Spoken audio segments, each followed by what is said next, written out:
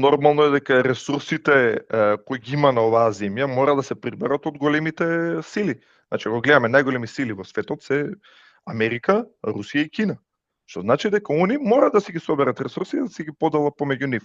Мислам, ова со Венецуела, значи кога ќе видиме прво како може некој нели да влезе, да го киднапира претседателот, да го однесе во Америка, ништо не се деси без пукање, без нели странски служби, па не знам, испитување такви, они влегле, ова е договорена работа.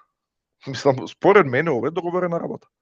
Зашто е договорена? Затоа што нели имаме од една страна Кина со Тајван, нели се во сукоп, да кажеме, Русија со Украина и сега нормално затоа што тука имаме малце дури подлабоко размислување, ако кажеме дека Венецуела продаваше, значи нафта, сребро продаваше